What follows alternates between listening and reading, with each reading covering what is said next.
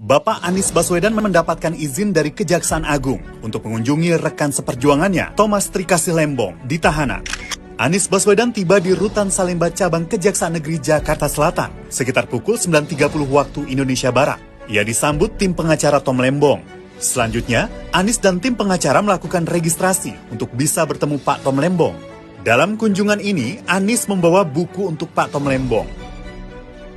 Setelah sekitar 1,5 jam berbincang dengan Tom Lembong, Anies pun keluar dari Rutan Salemba.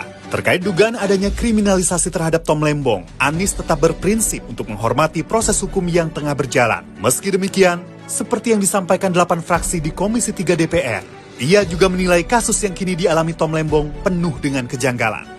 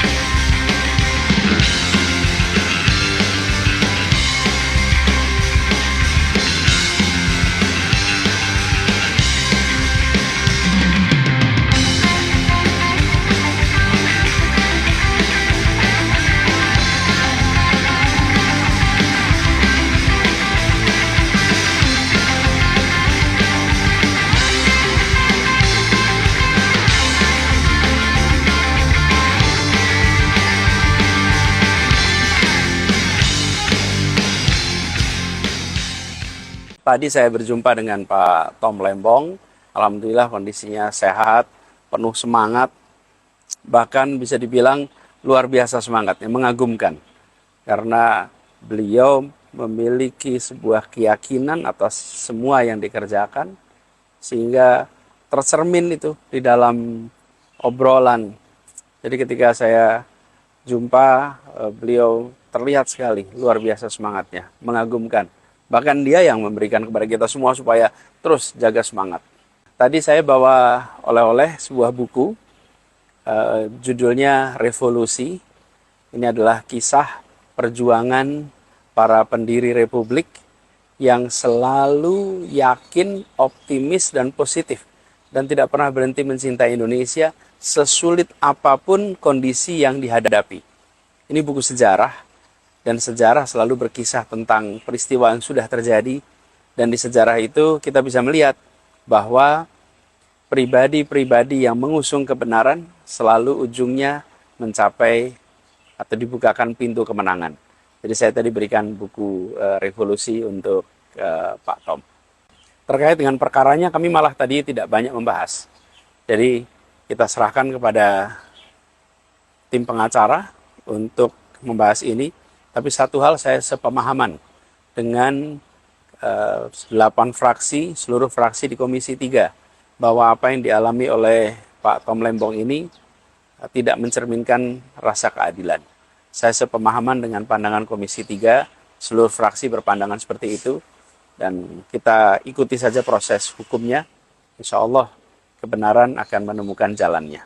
Tentu kita terus mendoakan, mendukung, dan mengerjakan semua yang mungkin untuk membantu Pak Tom Lembong.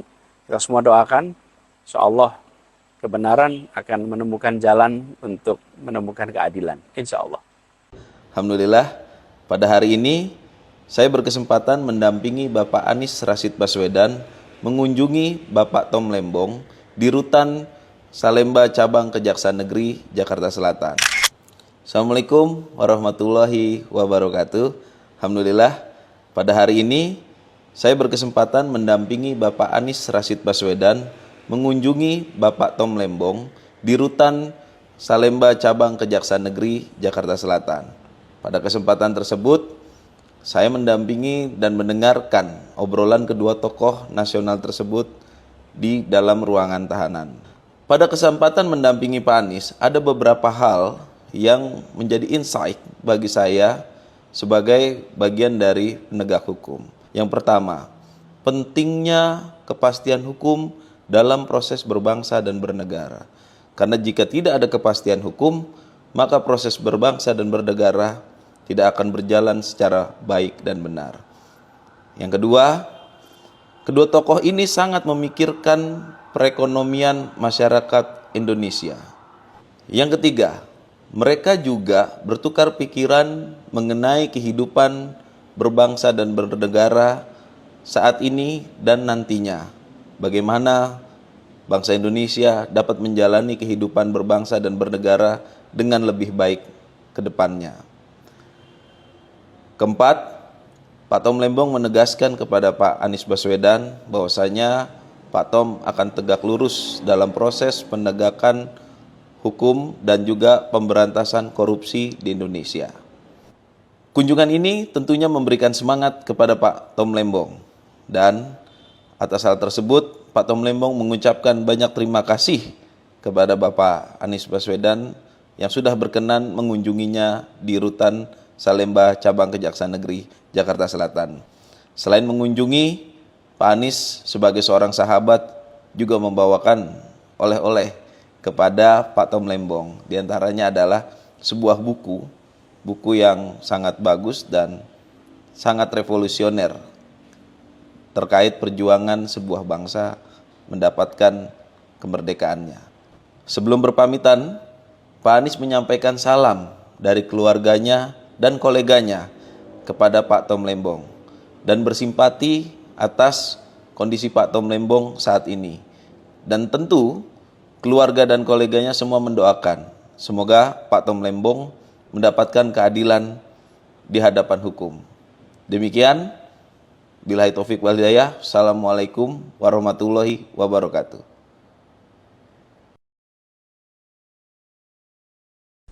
Dan juga beliau meminta ada perwakilan dari kita untuk membantu di sana. Tetapi tentunya bantuan kita hanya sebatas untuk kepentingan hukum, tidak ada kepentingan politik. Sama-sama kita ketahui bahwa ketika beliau menjabat sebagai Menteri Perdagangan, tentunya membuatkan kebijakan-kebijakan yang pada saat itu, kontekstualnya pada kejadian di saat itu, dalam kondisi darurat yang harus beliau mengambil kebijakan. Tapi beliau yakinkan kepada kita semua kebijakan yang diambil telah melalui proses yang benar. Dan beliau yakinkan juga, beliau tidak punya keinginan untuk mengambil keuntungan sedikit pun terhadap proses kebijakan tersebut.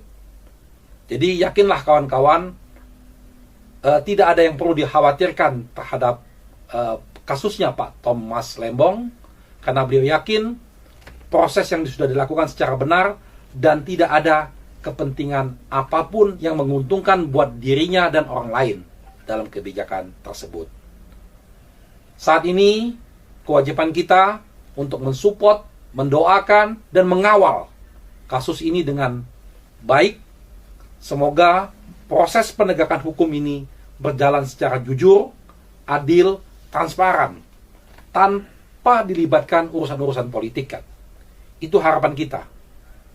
Karena memang sesuai dengan semangat kita semua, pemberantasan korupsi harus tuntas di negara ini dan penegakan hukum yang berkeadilan harus terwujud di negara ini. Terima kasih semua atas dukungan kawan-kawan dan supportnya. Kita sama-sama kawal proses ini. Insya Allah kita yakin kebenaran bisa disalahkan, tapi tidak bisa dikalahkan. Insya Allah, kawan-kawan, itu saja dari saya, dan semangat di masing-masing provinsi, di masing-masing daerah, terus semangat untuk baik bagi hukum kita. Jadi sekali lagi, publik hanya ingin menuntut kejelasan konsepsi hukum yang diterapkan pada Lembong itu apa. Selain masalah politik, kasus Tom Lembong ini banyak dimensinya yang sangat menarik ya. Baru kali ini ada seseorang yang ditetapkan sebagai tersangka korupsi lagi ya. Itu dibela habis-habisan oleh para netizen. Ini tidak hanya netizen dalam negeri, tapi mereka juga terutama warga Indonesia yang ada di luar negeri. Ya, di dalam negeri bahkan perlawanan justru dilakukan oleh netizen yang mulai mempersoalkan proses penangkapan itu. Jadi kelihatannya Tom Lembong ini juga punya jaringan pendukung, dan jaringan itu tentu bukan jaringan politis karena Lembong sendiri bukan tokoh politik kan.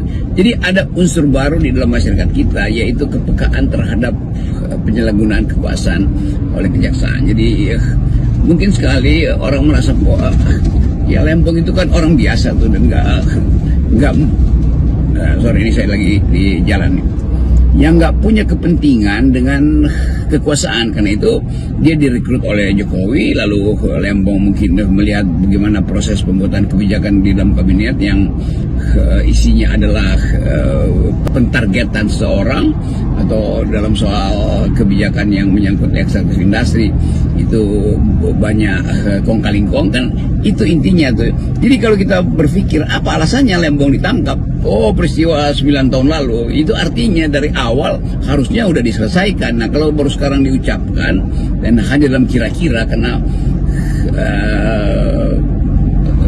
prinsip kerugian negara itu belum bisa ditunjukkan secara pasti oleh kejaksaan, dan kalau kita dengar keterangan kejaksaan, oh masih dalam proses berupaya untuk digelar perkara atau macam-macam. Tetapi faktanya kejaksaan tidak mampu untuk menerangkan kasus belinya apa itu.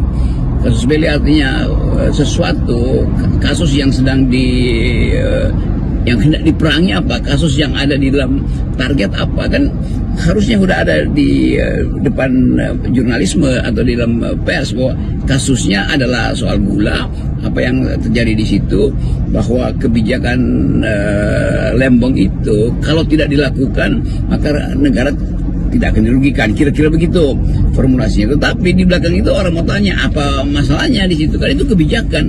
Ya kebijakan bisa salah bisa benar, tetapi kalau kebijakan itu dianggap keliru, itu artinya mesti diterangkan siapa yang dapat untung dari kebijakan Lembong itu dalam soal impor gula.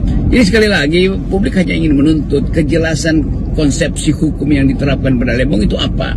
Nah di dalam hiruk pikuk itu orang melihat ada yang kelihatannya kok seperti permainan politik ya.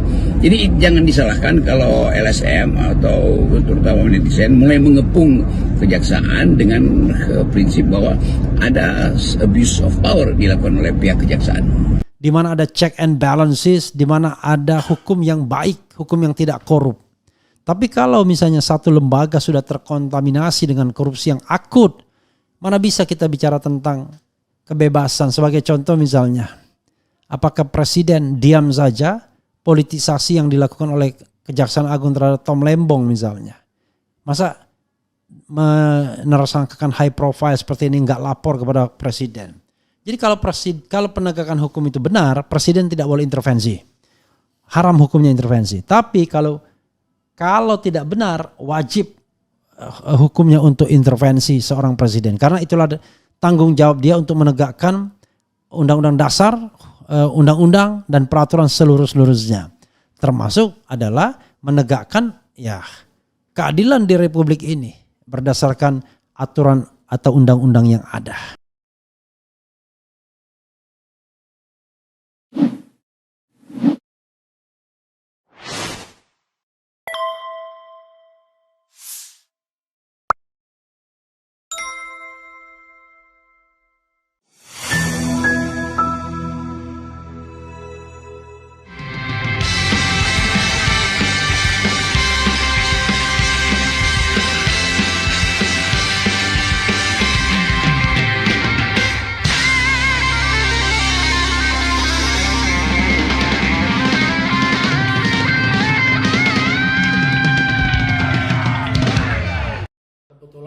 Bukan kebetulan salah satu hakim itu memang hobinya memberikan hukuman bebas. Nah ini guys, tiba-tiba muncullah kasus Thomas Lembong ya guys. Menurut saya Thomas Lembong ini intercept dan ini sangat pesanan. Kenapa? Karena impor gula ini terjadi pada tahun 2015-16 dan saat itu Thomas Lembong itu persoalannya administrasi, jadi sama sekali bukan korupsi. Nah oleh karena itu guys, jangan mau diarahkan atau diseplit perkara ini, diintercept lebih tepatnya, tiba-tiba konsentrasi kita kepada Thomas Lembong. Tapi tetaplah berkonsentrasi kepada Saruf Rikar ya. Kenapa Saruf Rikar ini akan membuka bahwa saya 100% yakin karena praktek mafia kasus ini sudah 10 tahun, saya yakin ada hakim agung itu yang terlibat. Nah tiba-tiba ketika mau menyentuh ini diintersep Thomas Lembong. Jangan mau dengan permainan kejaksaan. Ini kejaksaan sudah diintersep, ya, udah dipotong langkahnya. Ada yang ingin mengalihkan isu bukan lagi kepada hakim agung. Saya meyakini seyakin-yakinnya hakim agung itu terlibat. Bagaimana mungkin mereka memutus perkara pembunuhan, kemudian yang terbukti hanya penganiayaan dan hukumannya 5 tahun. Secara hukum, hakim ini layak ditangkap. Kenapa? Karena menurut pengakuan Saruf Rikar, dia sudah ketemu salah satu hakim meski belum menyerahkan uang, dan dia sudah terima 1 miliar yang namanya Markus Saruf Rikar ini, guys. Jadi jangan mau dijebak perkara ini berhenti ke Thomas Lembong yang kasus abal-abal, tapi tetaplah konsentrasi. Dan saya yakin selama 10 tahun ini akan melibatkan menteri, ya, melibatkan tokoh politik, melibatkan konglomerat dan hakim-hakim agung yang lain. Saya yakin itu. Jadi tetaplah konsentrasi bagaimana Zakar ini atau Saruf Rikar ini dibongkar semua, hakim agung siapa dan perkara-perkara siapa, saya yakin akan terkuak. Jadi jangan mau diintersep dengan kasus Thomas Lembong. Jadilah orang merdeka, orang cerdas, pintar, hidup di alam merdeka. Assalamualaikum warahmatullahi wabarakatuh. Sobat RH sekalian, jumpa lagi kita di channel yang keren ini. Keren jelas. Ya, sahabat era sekalian, ini ada pernyataan menarik dari Muhammad Taufik pakai Q ya. Kalau yang namanya kasus Tom Lembong ini 100% pesanan katanya. Dan ini hanyalah pengalihan dari kasus Saruf Rikar. Jadi Saruf Rikar itu sobat era sekalian adalah maklar alias Markus alias maklar kasus, pernah menjadi kepala Pusdiklat di Mahkamah Agung dari tahun 2012-2022, sekarang sudah pensiun, dan beberapa hari yang lalu ditemukan uang senilai 920,9 miliar rupiah dan emas antam 51 kg di kediamannya. Luar biasa kan, karena dia diendus menjadi maklar kasus atau Markus dalam kasus Ronald Tanur yang menghilangkan nyawa seorang wanita, kekasihnya, kemudian dibebaskan dalam pengadilan. Dan di Mahkamah Agung akhirnya dihukum lagi 5 tahun, tetapi sebenarnya ada upaya untuk menyuap Hakim Agung, dan seperti yang dikatakan tadi M. Taufik, salah seorang hakim sudah bertemu dengan Saruf Rikar. Sebagaimana